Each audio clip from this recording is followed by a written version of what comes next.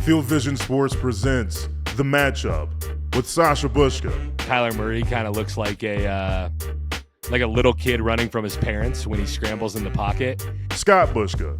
I had to tell my daughter that today wasn't really about her first day of school. It was really about me and the launch of our company.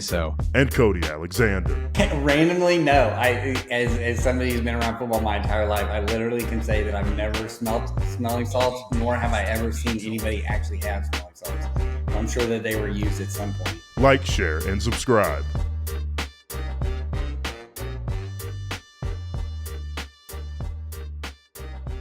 Welcome into the matchup by Field Vision Sports. Excited to be with you as always for episode 16, another rousing rendition. I'm your host, Sasha Bushka, joined by head of football ops, Cody Alexander, in the grayscale version of Where's Waldo, Scott Bushka. Fellas, how we feeling today? Doing good.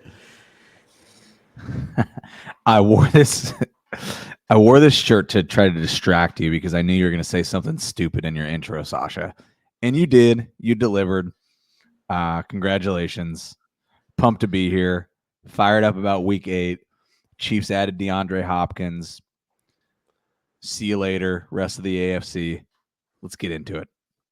Yeah, fired up for a big show today. We got a lot planned. We're gonna go into off the top here a little bit of an article Scott wrote about trends in football, kind of get Cody's opinions on that as well. We'll bring Felix on as usual for a look at his power rankings, see how we feel about those. And then we'll look forward to week 8 in the NFL, almost halfway through. We'll give you a prop, an over-under, and a game pick and hit on the big games for next week's action. So let's start with Scott's article. And basically it was talking about the methodology that the top teams in the NFL are using to win right now. And it's kind of gone back to ground and pound, play with defense, run the ball, as opposed to the 2018 Chiefs-Rams 54-51 affair. So I'll throw it to Cody to just kind of talk to us about how that has come full circle over the course of the last 6 years. Yeah, really what we've seen is kind of it's the NFL is a market, and that's the way that you have to look at it. And so we have market deficiencies in certain positions. We saw this offseason. Interior defensive linemen are starting to get paid. Guards are starting to get paid.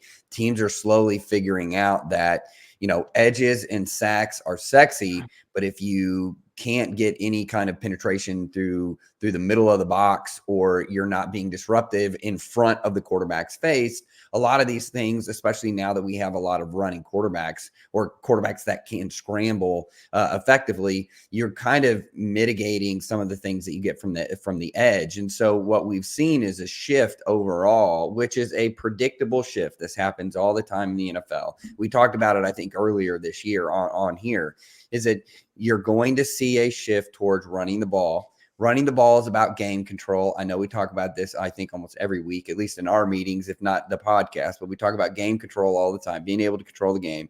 But then also, too, the physicality of football. It is a physical game. You need to have to, at the end of the day, match up in the trenches. And that's really what it is. It's coming down to running the football to control the game, playing really good defense, which, by the way, you need to play good defense. You need a good front. And that's what we're seeing here in the NFL. Yeah. The thing that let me first say, Cody called it out, but Cody went, I think it was after week 2 in the NFL where rushing numbers were way up, passing numbers were way down. And Cody put out a whole viral thread on Twitter about this. So this is not something new. The thing that is most interesting to me is that the teams that are the best teams in the league, winning the most, built themselves like this in anticipation of this trend, not only before the season, but over the last several seasons. Because to me, the thing that's most important that maybe the casual fan doesn't always have top of mind is that you don't it takes years to rebuild an NFL roster, right? It takes years to build a roster that matches a strategy that you want to execute effectively to win football games. And so if you think about the Chiefs or you think about the Lions, and I think they're not only the best two teams in the NFL, but the best examples of this. The Ravens probably a close third. It was years ago where the Chiefs said, we're actually going to prioritize our interior offensive line over our tackles, right? Which is a has been somewhat blasphemy over the years in the NFL, because it's like, we got Patrick Mahomes, we need tackles to protect, his blind side, etc. The three best players on their, offensive line are Joe Thuney, Creed Humphrey, Trey Smith, right? They got the best interior offensive line in football, and they are able to run behind it. They've added a bunch of tight ends, right? They've got possession receivers. They invested a ton of money. They basically said, like, Chris Jones is the one guy we can't lose on defense. So to me, what's interesting, and the Lions are the same thing. Everyone made fun of him for drafting Jahmyr Gibbs 12th, right? Like, they're not making fun of him so much anymore. I think they drafted Penei Sewell when they could have drafted Jamar Chase, if I'm not mistaken. Like, I think that was the trade-off, right? So, like, all of these teams have been ahead of that curve. And now, even if the teams that they're playing against want to stop it, their rosters aren't set up to do it. Yeah, it's interesting that you say that, because if you look at the Chiefs and building from guard to guard like that, their tackles have left something to be desired against edge rushers. But if you're not worried about free rushers up the middle, then you can chip on the edges. You can give help to the tackles where you need it. You can use your tight ends. And what's interesting about them, and maybe even the Ravens a little bit, they were kind of at the forefront of both revolutions. Like, the Chiefs came out and with Tyreek Hill, Mahomes threw for 5,100 yards in a 16-game season. That was in the article as well. 50 touchdowns.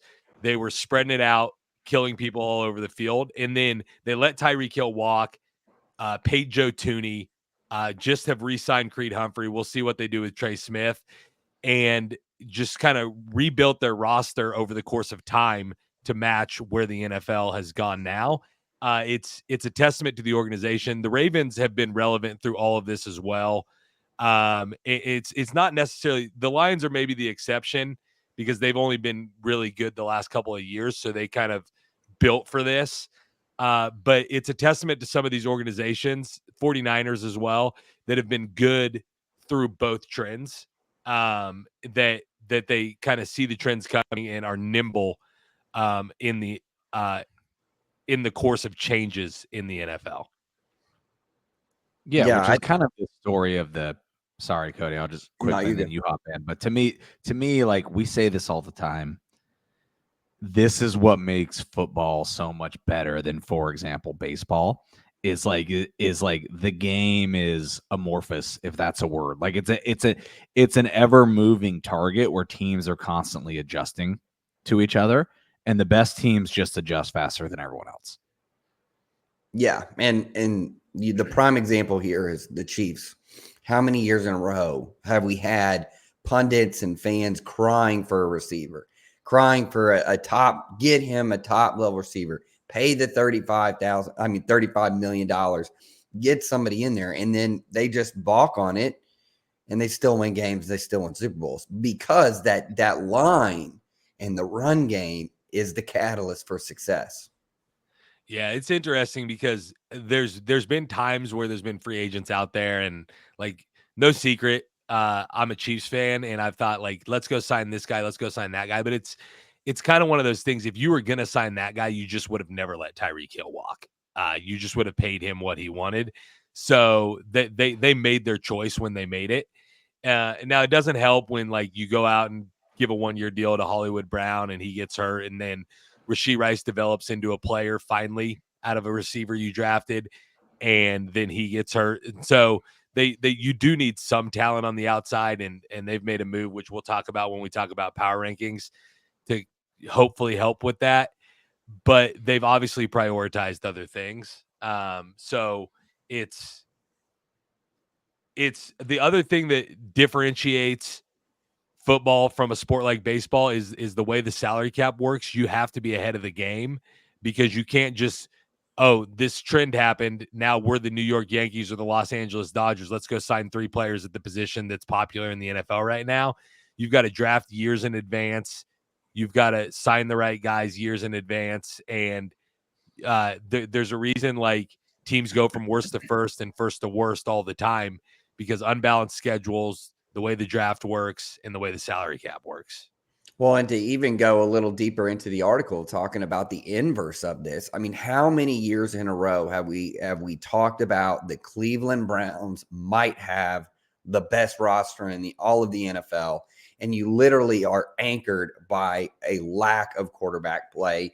They couldn't develop Mayfield. Then you signed Deshaun Watson to an egregious contract that essentially, speaking of baseball, it was a baseball contract. It's fully guaranteed. There's no way out of it. Everybody around the NFL was like, is this going to be the new norm? It's not. But it just goes to show that if you don't have the quarterback, nothing really matters. But building around him the correct way in that contract, that's where the teams who are good, that's where they're lying. A quick thing on the Browns, and then I'll throw it back to you guys with a question about the Browns. I think the rest of the owners in the NFL and NFL front office people in general are not maybe secretly, maybe out loud, breathing a sigh of relief and pumped that contract is blowing up in the Browns' face because the precedent's already gone back that it's not the new normal. Plenty of quarterback contracts have been signed since.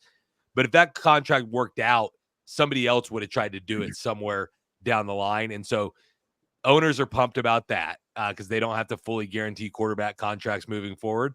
But I'll just ask, like the Browns have 2 years left on that fully guaranteed deal with, I think Scott put in his article, cap hits of like $72 million. Mm-hmm. If they number 1 overall pick, do they just say, screw it, we'll wait out the 2 years, let Deshaun Watson be a $72 million backup, and we're going to draft somebody in this year's draft as a quarterback and start building for the future? I think go ahead, Scott. I was just you have to. Mm-hmm.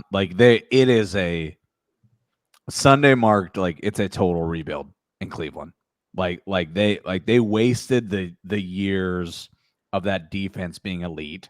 Yes. The defense completely wasted them. The defense is not elite anymore. It's a total rebuild. They have to draft a quarterback. The only thing that sucks for them is I'm not sure this year's class has that quarterback. Unless you think Shedeur Sanders is that quarterback, which I personally don't. But yes, you would waste it. I would be inclined to wait 2 years. The problem is you don't know if you're going to have this year. They're legit, between them and Carolina, maybe New England, legit the worst team in the league. So they're going to have a top 3 pick. You just don't know if you're going to have that next year, but they got it. It's a rip the thing down to the studs, at least in my opinion. Yeah, and that's kind of what I was going to go with, is that you need to start looking at your contracts that are going to be that you're about 2 to 3 years out from, and have a fire sale. And the problem, though, is I think what we've seen in Cleveland is the owner essentially doubling down on the fact that we're going to make this work. We paid him. We're going to see it out. The injury, to me, gives you an opportunity as an organization to trade off some guys who, by the time you feel like you're going to be good in 3 years, have an opportunity in 3 years, they'll still be in their prime, or they will be kind of on that downward trend, but be able to get you over the top. So guys need to, we already saw Amari Cooper come off. Delpit, I heard, is another one on defense. That's one that's up there. I don't think you get rid of a Myles Garrett, but you got to really start thinking about creating assets for you for the next 2 years. Yeah. In a weird way, it's a good opportunity to start the rebuild and timing wise, because if you can find a rookie quarterback who's serviceable, by the time he hits the back end of that rookie deal, the 3rd, 4th year of that rookie deal, you have $72 million come off the books, and you can surround him with whoever you want. And maybe you're good again in 3 years. And that's the best you can hope for at this point. Yeah. No, I agree. Yeah.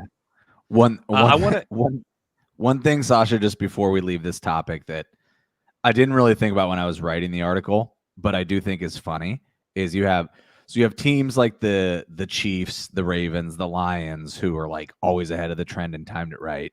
You got teams like the Browns who were like basically the inverse, right? Running when everyone else was throwing, and now we're trying to throw when everyone else is running and totally screwed it up. Then you got the Steelers, who just never left the run. Were bad for 5 years, and now they're lucky because it's back and they're good again. It all cycles back. Stick to their identity no matter what. We'll just wait it out. You Tomlin's out there. You just wait out. Yeah, wait out Wait the it trends, out. baby. It'll be back.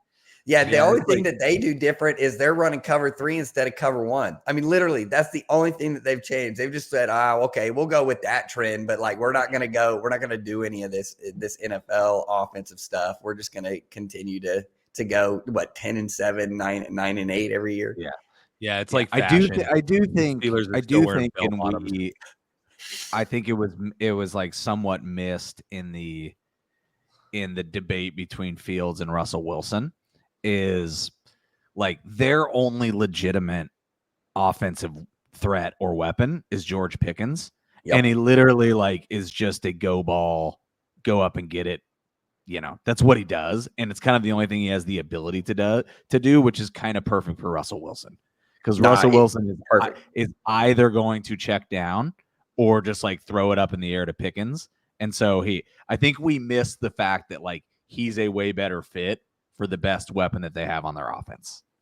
No, he's good at handing the ball off. He can do the play action stuff and then just play hero ball. I mean, Pickens really is probably like a poor man's DeAndre Hopkins.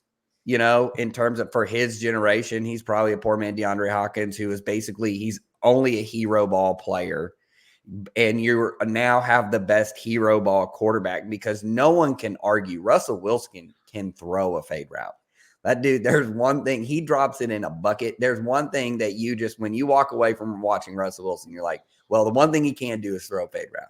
And so the one guy that can catch it, like you said, is Pickens. And he does it every day. He can't make the routine catches, but you give him some crazy contort your body, got to get a one-hander in. I mean, it's like, yes, okay, we got it. He's going to make that catch. Yeah. I brought producer Felix onto the stage here. We're going to get into the power ranking thing here in a second, but just to wrap the conversation on the Browns, I don't know what you mean. Felix had a major opinion while we were talking about Deshaun Watson. You can trade a first and Deshaun to get some money off the books. How would you do that? It would have to be a team that has the money to do it and would be dumb enough to do it, like the Panthers or somebody like that. But the you can't like me an example of someone dumb enough. I was going to say, and that's what I'm saying. That's what I'm saying. When you're trying to trade, you're always trying to look for somebody dumber than you, and that very well might be the Panthers in Cleveland's case. But they can trade him and get some of the money off the books, and still probably take half or more of the salary or whatever. But it would get some of the money off their books, and maybe if you still think their defense is good enough to make a run with a younger rookie quarterback, they might be able to trade him if they gave all of their picks with him. Like, here you go, Carolina. You get all their picks. You get double draft picks for the next 2 years, and then Deshaun Watson comes off the books, and you're good. It's a very possible situation, a very dumb one, without picks. Yeah. Yeah, I mean, there's I think, too, the thing that, like, nobody's talking about enough is that how mad the owners were with this contract, and they are more than willing, the other 31 are more than willing to let them sit on that contract and just run that organization into the ground. I really do. I really think none of those owners are going to come. Now, Tepper is probably a good example of a guy, bring the prodigal son home, right, to the Carolinas. That might be the only landing spot for him, but not with that price tag. Yeah. Do you think Carolina does that? Like, they should take the team from him. They're not. Yeah. Well, yeah, that would be not good. Do you think that Cleveland fans are more pissed about Deshaun Watson or their baseball team being named the Guardians? Oh, quick anecdote on that. Like, it's so hilarious. They didn't change the colors or anything. I was watching a Guardians playoff game the other day, and they always pan to the crowd, and all of the crowd is just still wearing Cleveland Indians gear. It's all Indians stuff, even though the team's name is Guardians, because it all looks the same, and even the letters are almost the same. So they didn't even get good merchandise sales out of changing the name. I was going to say, what do you want them to do? Throw away their shirts and go spend a bunch of new money? Also, the most iconic baseball movie maybe of all time was written about the Cleveland Indians. So that makes it a little tough as well. Shout out Major League. What a movie. Pedro Serrano. Yeah. Forget you, Joe Boo. I do it myself. All right. We brought Felix on for a reason. Let's take a look at the Week 7 power rankings heading into Week 7 power rankings. Honorable mentions, the Pittsburgh Steelers and Philadelphia Eagles. Don't hate those. They maybe could have made the list. Out of the rankings, the Atlanta Falcons. Number 10, Washington Commanders. Won a game this week with Jaden Daniels going out. Number 9, Chicago Bears were on bye but dropped 2 spots. Maybe some of our logic last week worked on Felix. Number 8, the Houston Texans, who lost to Green Bay this week. Number 7, San Francisco 49ers stay in the rankings at 3 and 4 after getting handled by the Chiefs. Number 6, the aforementioned Green Bay Packers, who beat the Texans this week. Number 5, Minnesota Vikings, who lost a close one to the Lions. Number 4, Buffalo Bills, who did what they should have to the Titans.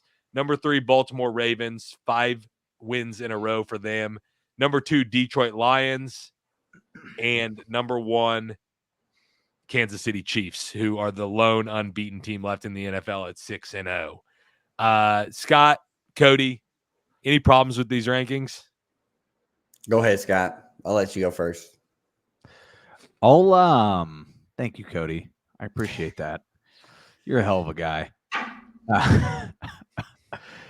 Well, I'm thinking, Felix, I think you did a pretty good job on these power rankings this week.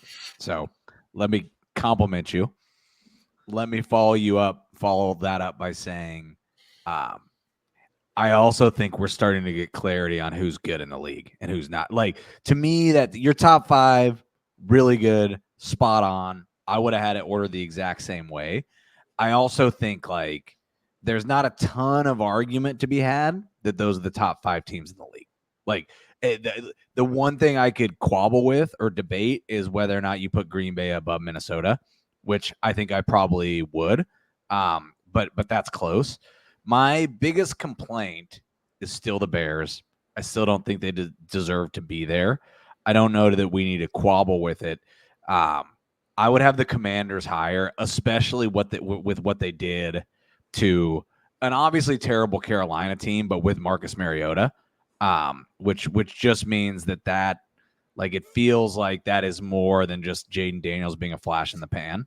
And the team I have my eye on, which you did put him in there, but I'm kind of slowly monitoring the Eagles because of what we talked about earlier in this show, which is that, like, they can run the ball. Mm-hmm. And I actually think what we saw with New York is, I just saw your comment, Sasha, about correcting me with quibble, whatever. It doesn't matter. I think the Eagles might be finding their identity. Yeah. What say you, Felix? Maybe, but Nick Sirianni probably doesn't deserve a job, and he probably will lose them a couple of games down the stretch. And that division, we'll see how they play against the Cowboys. We'll see how they play against this new rejuvenated Commanders team. But the same thing with the Panthers the Panthers, the team that they beat, the Commanders that I said last week. They just haven't played anybody quite yet, and it's kind of the same thing with the Steelers, where every team that you've played that has been bad, you've beaten, and that you should have beaten them. But also the good teams that you've played, like in Washington's case, the first time they play a good team in Baltimore, they just can't keep up. And that's fine. That's just not where they are yet. And we'll see how Washington and Chicago look against each other. And so, and this week was just kind of weird because a lot of the teams high in the power rankings were playing each other, like the Chiefs and 49ers, Vikings and Lions. And so I did want to leave the Bears where they were. They just had to slide down because other teams I think that are better than them still stayed high. To Scott's point about Saquon Barkley, low key, given what we've talked about this entire show so far, were Saquon Barkley and Derrick Henry the two best signings of the offseason? Offensively, yes. Offensively, yes. I mean somebody here said that. I also, to your point about the Eagles, and thank you, Felix, for pointing out that you said something correctly. I love that. To your point about the Eagles, I think sometimes when you beat a team can change the perception of how good of a win it was.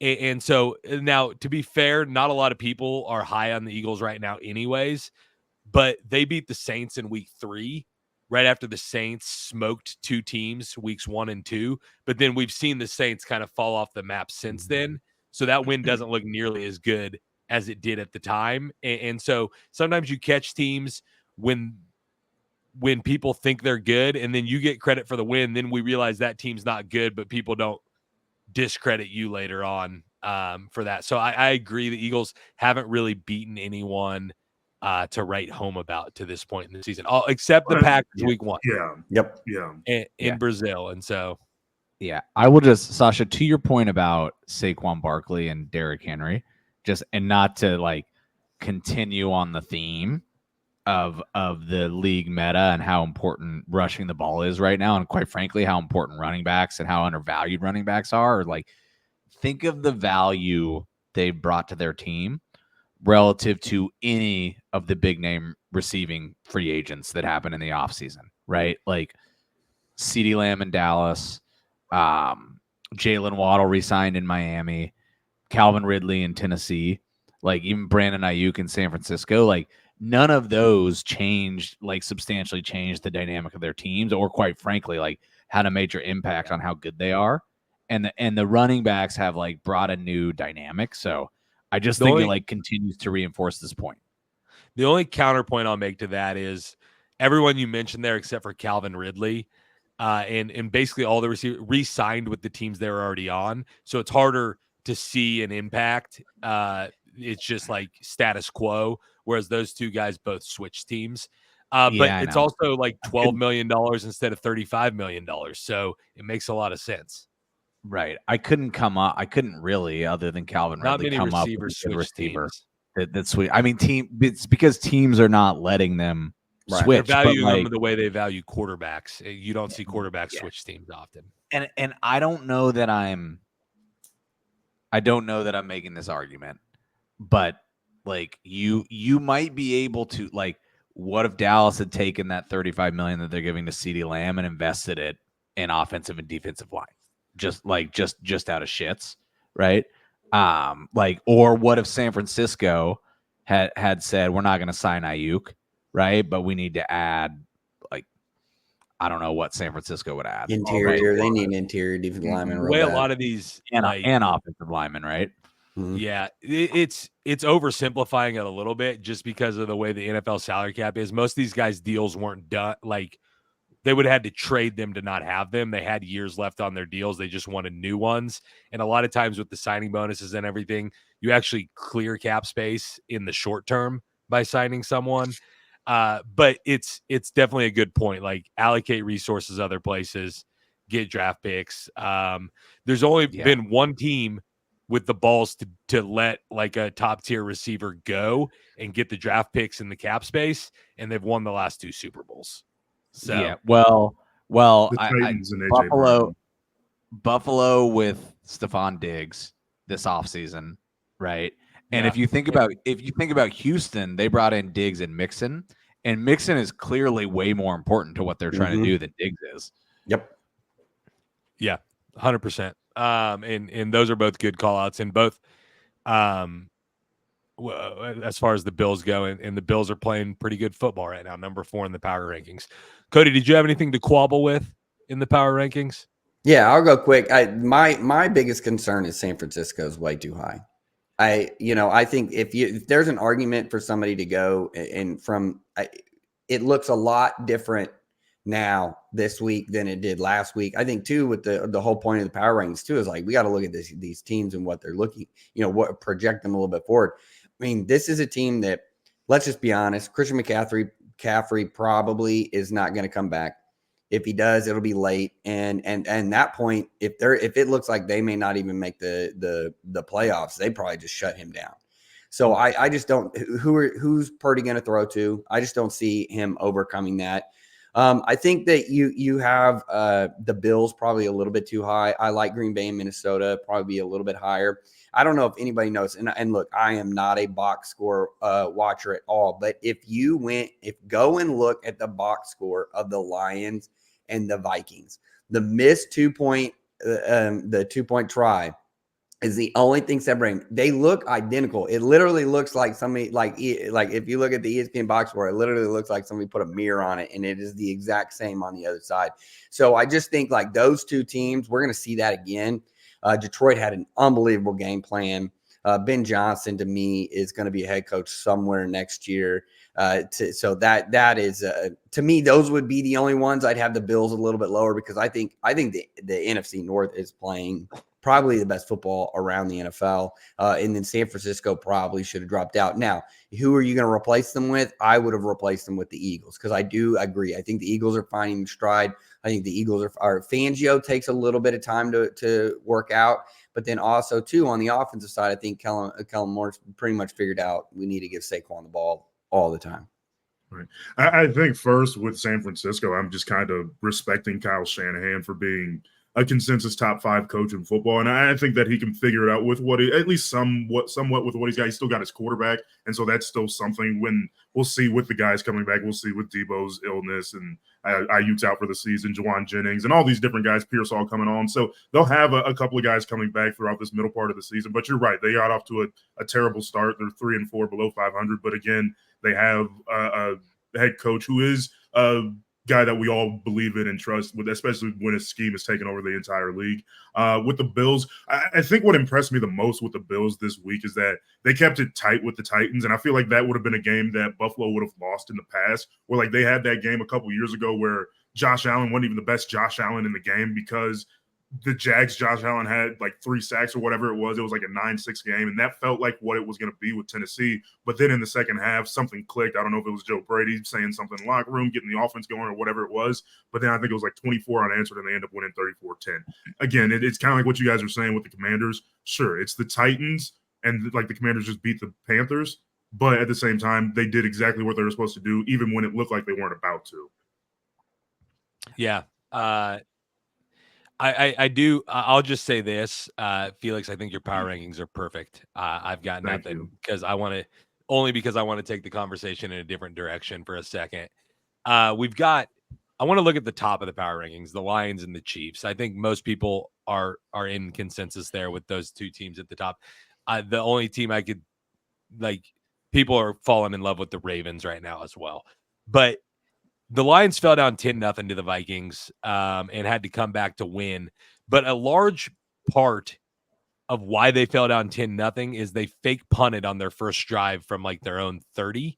So I do have a question for you, Cody. Does Dan Campbell's like risk-taking propensity to some of these things that they do, does that scare you long-term? Could it jump up and lose them a game in a key situation?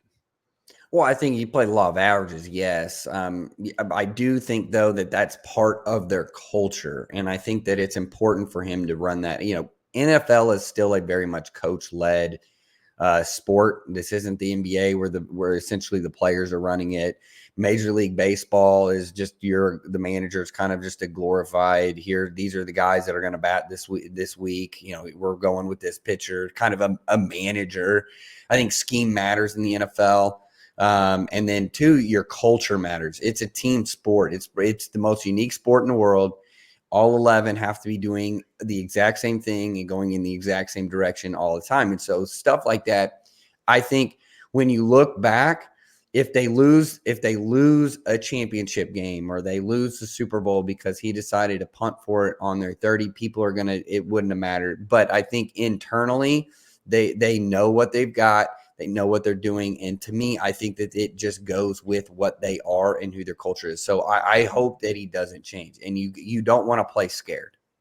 Right. Yeah. I do like Dan Campbell and everything and the whole eating the ankles thing because I mean everybody joked about it. I mean they went 1-11 that first year and then the last couple of years they figured it out. They actually developed a team and built a culture and kind of like what you were saying there without saying is that he fits Detroit so well and like the toughness, the grittiness, and everything you've heard on ESPN over the last however many years. But at the same time, it does kind of worry you where like. And I know they beat Dallas this year by as much as they did, but if you remember that win last year when they went for the offensive lineman eligible play, after that play, they had the penalty and they went back for the 2-point conversion from the 7-yard line, and they could have just kicked the field goal and gone to overtime. And so I feel like sometimes that opportunities like that kind of hinder your team from just going out there and playing. Like trust Jared Goff and Ben Johnson to put together an overtime drive because they've done that all season long up to that point. And so different things like that, it can worry you in different situations like that. But the Detroit fan base definitely probably will not care because, like you said, if they lose in a championship game or a Super Bowl, hell, we got here, so we're happy about it. Yeah. I want to turn the attention to the number one team, the Chiefs at 6-0, and I'll go to Scott first on this. We haven't talked about it a lot. Scott mentioned it briefly off the top. But the Chiefs, the one like weakness you can point out about their team without a doubt is outside weapons, receivers, and just the ability to a 3rd and 15 used to be a 50-50 shot for them. Now it's like get the punt team ready. They went out and not signed, but traded. At least it's rumored and expected to get done today. Traded for DeAndre Hopkins today. Does that move the needle for you at all, Scott, in terms of them upgrading on the outside? Yeah, it definitely does. DeAndre Hopkins is a chain mover, right? And at this point in time, what Mahomes and Reed need is a guy he can look to on 3rd and 7 to like throw a contested catch and him catch the ball. He's not a burner anymore. I don't think they needed a burner because that's what they have Worthy for. He's not exactly Rashee Rice, meaning like he's not necessarily a slot receiver that's like running crossers and breaking tackles over the middle.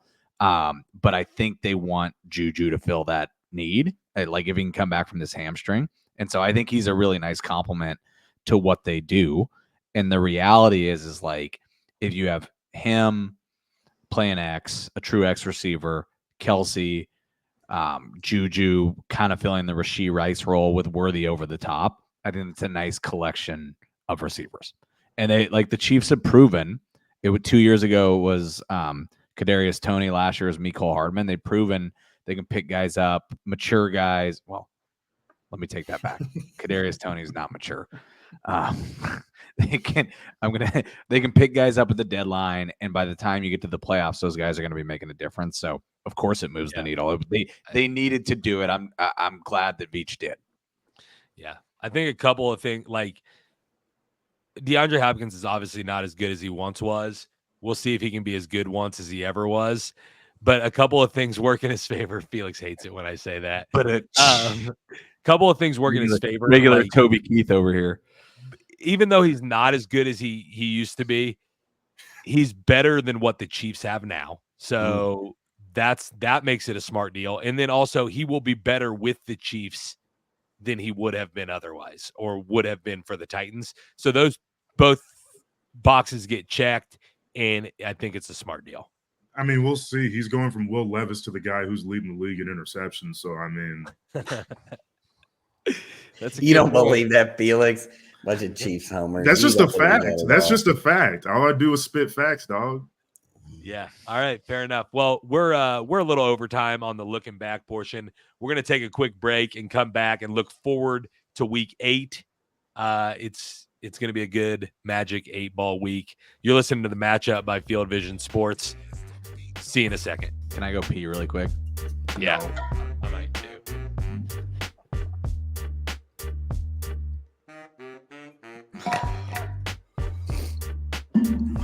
All right, now that they're gone, Cody, let's plan something. Like, I don't know. Felix, I can still hear you. Shut up, Sasha. Welcome back into the Matchup by Field Vision Sports. Excited to have you with us here to look forward to week 8. We found Waldo during the break. He's still here. I got to tell you guys, I I was looking at the matchups for this week, kind of to see which ones to highlight and what we wanted to talk about. It's kind of a crappy week and that's with no buys in week 8. So we have a full 16 games. There wasn't a lot, definitely not as much as what we saw last week in terms of good matchups to look at. Yeah, there's a few even like the Falcons Bucks you'd be excited about, but the Buccaneers, I mean, who's going to play receiver for the Buccaneers at this point? So I'm with that. I am a little bit intrigued by the Colts Texans, but again, Colts is a crapshoot what they're going to look like from week to week. The Bills Seahawks is probably a good game. I think that has potential to be a really good game. And then we do get finally, I think we get Bears versus Commanders this week. So we'll find out if either one of those teams is a real team that we should be keeping an eye on. Obviously, Cowboys, 49ers, people are going to talk about, but to me, that game lands kind of flat. Both teams are kind of, that's a pencil it in game at the beginning of the year. At this point, it's two like sub 500 teams. Like, are you really interested? And then obviously we end up, how do the Steelers keep getting these primetime games? It's the Giants this week. And again, it's going to be the exact same game as with the Jets, just you won't have Aaron Rodgers on the other side. Dude, yeah. It's the only thing that can save us from this week's slate is Jaden Daniels playing.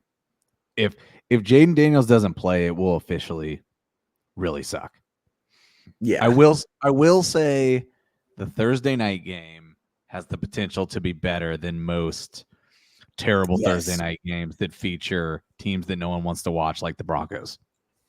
That's a joke. That's a joke. That's a joke, Broncos fans. That game last Thursday was great. I do think you're right though. That game's a lot closer than I think. I think people see Rams and they see their schedule, and I don't think they got blown out by the Cardinals. But if you go and you really look at their schedule, they've done a really good job. They have one of the better young defensive line cores in the game. That D-line is going to be hell to pay for some teams here in the next couple of years. But that game will be a little bit closer and a better matchup than I think a lot of people on paper are seeing. All right, fellas, let's dive into it. And this will take us into some of the matchups as well. We're going to go through our prop pick, our game pick, and our over-under pick.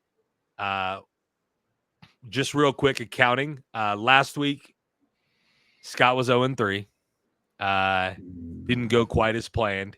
Moves him to 8 of the year. Hey, I'd like to. Yeah, someone else on this call is used to going 0-3 too. So, but I'd like to state for the record, and for my wife, who definitely doesn't listen to this podcast, but I'd like to state for the record that I was 0-3 on these picks. I was positive in my DraftKings account over the weekend because I went heavy on your picks, Sasha. Chiefs plus 1.5. You just decided not to share the delicious information you had with the public. Exactly. Yeah. But I'm sharing it this week. 3-0, guaranteed. Cody was 2-1, got his first 2 wins of the year. Exciting stuff. The Kyle Pitts over in the KC San Francisco under 47. Missed on the Vikings minus 2.5. And I went 2-1 as well, moving me to 9-3 on the year. I had that Chiefs pick that Scott mentioned, Minnesota, Detroit over. I missed on the Jefferson over 91.5. So let's dive into this week. We'll start with our prop picks and kind of move our way into the game picks. Scott, I'll let you go first. I am done being fooled by picking overs on props. There's a few overs I liked. I do like the Kyle Pitts over, but that's not where I'm going. I'm going Trey McBride under 53.5 yards receiving. The Cardinals, I'm just going to say this. The Cardinals are, they're kind of a tough team to peg down in terms of like who's going to get the yards every week. But where I'm at on that team at this point in time is that they pass less than you think they should pass. And particularly this week, they're playing a Miami team that's good against the pass, terrible against the run. I think they're going to lean into the run. Give me Trey McBride under 53.5. Yeah. The only pause I'd have on that is like if with Tua back, Miami should be scoring points again, which could force Arizona to have to score some points. It's a good point. I didn't think about that. How far do you think Tua gets through the game before he has a concussion? Hopefully all the way through. We don't root for injuries here or make light of them, Scott. Sorry. You're right. But there will be some. I do like. I see your point, Sasha, with the offense coming back. But I do think that there will be a little bit of rustiness. I mean, Tua's been out for a long time. I don't think it's just going to come in that offense all of a sudden. I think there's major issues with that offense. I've talked about it before. It's basically a meme offense. Every piece has to fit correctly. For whatever reason, they can't figure out cover two. For even though everybody runs it against them. And then the Cardinals are a pretty decent matchup in terms of what they're doing in the back end. So I think this will be a pretty good game, but yeah, I can see Miami. I can see them running on Miami. Yeah. All right, Cody, you got a prop for us? He's for sure playing. He's eligible to play. Yeah. I don't think they've announced for sure that he is or not. And you know how that is. They're never going to announce it until he walks out there, just because that's the game that you play in the NFL. You don't want people to know who's going to be the quarterback. All right, Cody, who do you got on a prop this week? I'm going to take CD on the under. I think the line's 92.5. That's super high against a San Francisco secondary that is playing lights out so far this year. I mean, they're one of the top DVOA passing defenses. And they're actually number 3 behind Chicago, who Chicago is one of the better secondaries in the NFL. So this is a team, I think, too. You're going to give up the ability to run. I think there's a thing in Dallas that they're going to try and prove that they can run the ball. And if there's a game that they want to try and prove, look, we can be physical with the 49ers. This is the game, because it's a little bit of a false goal, but they're 21 in DVOA against the run. You're going to have a little bit of success on the ground, but I just don't see CeeDee Lamb going for 90 yards. I don't. And I think, and our model has him at 86. I think that's probably a more accurate. He is the only guy. So volume is key here, but the pause here is that he's also going against a really good secondary. All right. I like it. Signal from the model there. I will go with kind of the forgotten guy in Buffalo. They bring in Amari Cooper. Keon Coleman's starting to progress. Had a big week last week, but the forgotten guy is the guy who was basically their number 1 for the back half of last year, even with Diggs there. And that's Khalil Shakir. And Shakir is still averaging 4.5 catches a game for 52.7 yards. His over-under in this game is 46.5. I think against the Seahawks defense, he's going to be able to work underneath, run some of those option routes that he likes, and work the intermediate part of the field. He shows advantages in the model in the short part of the field against the zone scheme and a no blitz advantage. So all 3 potential, and a personnel advantage against the Seahawks. So he kind of has check marks in every category. So I'll go Khalil Shakir over 46.5. And I won't bore the audience with unders like Scott and Cody did this week. Lock it in. 9-3. Khalil Shakir. I do like that pick. And people forget because it's Khalil Shakir, but he has actually been their best receiver. And in fact, if you go look at advanced metrics, he's been one of the best receivers the past couple of years. Yeah, absolutely. Cody, I'll go back to you for an over-under pick.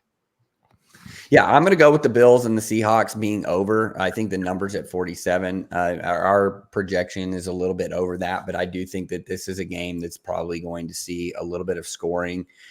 These defenses are a little susceptible in certain areas. I think this is a good matchup for each one of them to me. And so I definitely see this being one of those that goes over. Yeah. I can't peg.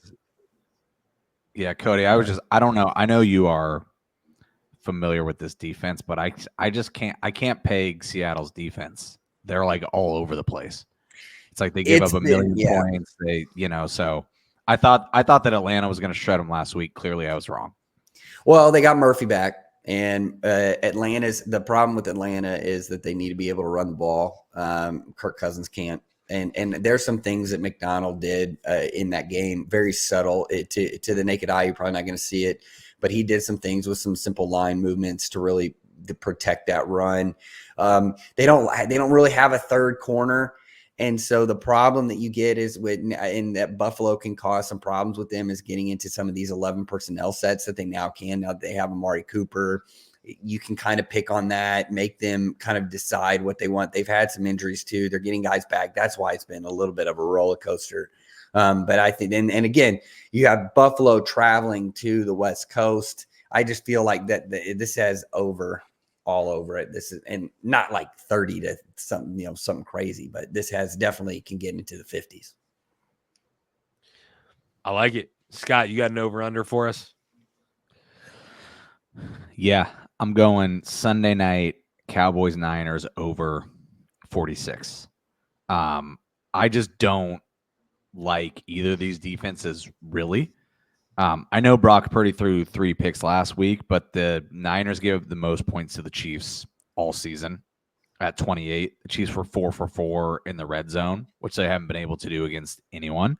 And the Cowboys have proven week after week after week after week after week that they can't play very good defense. And you can especially run on them. And I would expect Kyle Shanahan with Debo presumably back out of the infirmary. I would expect Shanahan to run the ball a lot and then use that run to work into the pass game. So I see the Cowboys giving a game effort, but I see this being 27-24 game, 30-27 game. I think neither defense is that good. Yeah, I will. I'll concur. Neither defense has looked great over the course of the season. With the 49ers, it's Juwan Jennings didn't play last week, and neither did Deebo Samuel. And we know Brandon Ayuk's out for the season. Hopefully both those guys play. If they do, they still have enough weapons to be dangerous. If neither of them play, you could be looking at like a heavy dose of Cowing and Ricky Pearsall, which could be a problem for the 49ers. But we'll see how that plays out.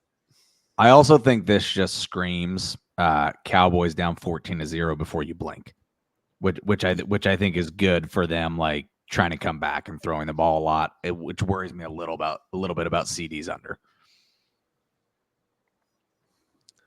I will take the turn here. So I will give my over under and my game pick here on the turn because they're from the same game. I've got the Washington Chicago over 43.5 and Washington plus 1.5 against the Bears. And those numbers are both largely based. And now all of a sudden our app is showing like 23, but it's 43.5 is the right number. And those lines are both largely based on Jaden Daniels not playing. And I think I've got like two potential ways to win both of those, which is one, if Jaden Daniels plays, those numbers are way low, and they'll change if we find out Jaden Daniels is going to play. So lock these in now, betting public. But two, even if he doesn't, I think Marcus Mariota backups are generally good for a game or two before like the clock strikes midnight. And Washington's offense has played really good against Carolina after Jaden Daniels went out. I know it's Carolina, but I think they have the ability to put up some points even with Jaden Daniels out. If Jaden Daniels plays, then it could end up getting into a shootout. And Chicago's offense has looked a lot better, at least in London they did a couple of weeks ago as well. So I like the over 43.5, and I'll just take Washington getting points at home as well. Like it. Cody. Yeah, I'll let you fire off a game pick now. Yeah, I'm going to go with I think the Jaguars are going to cover the 4.5 against Green Bay. This is a team that cannot defend the pass, but they are able, and they've had a lot of problems in secondary with some injuries, but they are able to play the run really well. Again, LaFleur's offense is built on being able to run the ball and establish run, and then being able to pass. I think that this is also a matchup of a team. Green Bay, coming off of a pretty physical match against the Texans, coming off of it, now going to Florida, having to play the Jaguars, who are finally back at home from London. To me, this game has just a sneaky where the Jaguars keep this thing really, really close, and then the Packers kind of pull away at the end. I definitely keep this within, a field goal. That's kind of how the Packers have been playing this year. So I'm going to go with the Jaguars covering the 4.5. That's real ballsy, betting on Doug Peterson. Scares me about the Jaguars is they just spent 2 weeks in London. Now they come back, they don't get a bye week, and they're right back on the field. But I guess body clocks don't matter. The thing that scares me with Jacksonville is that they're not very good. Right. I do understand that, but I do feel like this is going to be an ugly game. I mean, to me, this is a 4.5, especially for the kind of a Packers team that just really isn't just blowing people out. And it's a mid-tier defense. So, and I think the Jaguars do play relatively well at home. They've been playing better at home. So to me, I think this is they keep it close. Don't get me wrong. Yeah. Packers are going to win this, but I think they keep it, within a field goal. Yeah. Packers do have a penchant for keeping it close no matter who they're playing. Yeah. Scott, close us out. I'm going to go with Houston covering 5.5 against Indianapolis. Two things I'm thinking about here. They played the first game of the season, and Houston was actually comfortably covering 8 before kind of a miraculous last-second drive where Richardson had some crazy passes to our favorite receiver, Alec Pierce. CJ Stroud's home and road splits are pretty staggering. He's really good at home, really bad on the road. He threw for 86 yards against the Packers last week. I would expect this to be a comeback game from the Texans offense, who, by the way, are playing Gus Bradley, who is going to play cover 3 no matter what. CJ Stroud is going to be great against cover 3, and he knows it's coming, and he knows that Bradley's not going to change it. So give me an angry Texans team at home minus 5.5 against a Colts team that's not that good with Anthony Richardson playing. I'll allow it. So Scott's got Trey McBride under, Niners Cowboys over, and Houston minus 5.5. Cody has CD under 92.5, Bills Seahawks over 47, Jacksonville to cover plus 4.5, and I've got Khalil Shakir over 46.5. Washington, Chicago over 43.5, and Washington plus 1.5 against the Bears. Let the record show that producer Felix says he'll hedge me and take the Bears. Good luck with that. Any last words for the audience, fellas? Have a good weekend. Does Felix... There's something going on with him and the Bears and Caleb Williams. He really loves them. He does. Yeah. Let the record show in the chat that he feels they have an elite defense. That's going to do it for the matchup by Field Vision Sports. Go follow us on X at Field Vision MI, on Instagram at Field Vision Sports, fieldvisionsports.com. Check out our blog, all the information there, and download the app. Thanks for listening to the matchup. We'll see you next time. I think Cody needs a steam room today.